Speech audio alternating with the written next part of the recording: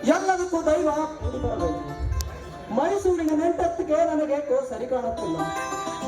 ಏನೇ ಆಗಲಿ ಸಿಡಿಯವರ ನೆಂಟತ್ತಿಗೆ ಅಲ್ಲಿನ ಗುಣಗಳ ಬಗ್ಗೆ ತಿಳಿಯುವುದು ತುಂಬಾ ಕಷ್ಟ. ಅದಕ್ಕಾಗಿ ಸರಿಯಾದ ಮಾಹಿತಿ ತಿಳಿದು ಆಮೇಲೆ ತಿಳಿಸಿದ್ರಾಯ್ತಂತೆ ಹೇಳಿ ಬಂದುಬಿಟ್ಟು ಸಾವಿತ್ರಿಗೆ ಗಂಡು ಗೊತ್ತಾಗುವವರೆಗೂ ನನ್ನ ಮಗನ ಹತ್ತಿರದಲ್ಲೇ ಇರಲಿ. ಏನನ್ನ ನೀನು ಅದೇ ವಿಷಯ ಮಾತಾಡ್ತೀಯಾ? ನಿಮ್ಗೆ ನನ್ನ ಮದುವೆ ವಿಷಯ ಬಿಟ್ಟು ಬೇರೆ ವಿಷಯ ಏನೂ ಇಲ್ಲ ಅಂತ ಕಾಣ್ತೈತೆ.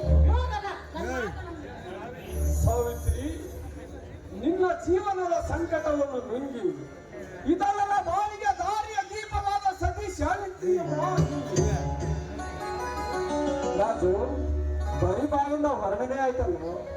ಸಾವಿತ್ರಿ, ಹೊಟ್ಟೆಗೇನಾದ್ರೂ ಆಗ್ತೀಯನಮ್ಮ? ನನಗೆ ಗೊತ್ತಲ್ಲ, ನೀನು ಹೊಟ್ಟೆ ಹಚ್ಕೊಂಡು ಈಗ ಬಂದಿದ್ದೀಯ ಅಂತ. ನಿನ್ಗೋಸ್ಕರ ಬಿಸಿ ಬಿಸಿ ಅದು ಅಡುಗೆ ಮಾಡಿದ್ದೇನೆ. ಅಪ್ಪ ತರೋದು ಲೇಟ್ ಆಗುತ್ತಂತೆ ಅಡುಗೆ ಮಾಡಿಟ್ಟಿದ್ದೇನೆ. ನಡಿಯಣ್ಣ, ಊಟಕ್ಕೆ ಬಡಿಸ್ತೀನಿ, ಊಟ ಮಾಡೋರಂತೆ. ಅಣ್ಣ, ಇದೇ ಸಂತೋಷದ ಸಮಯದಲ್ಲಿ ನಾವೆಲ್ಲ ಹಾಡಿ ಕುಡಿಯೋಣ. ನನ್ನ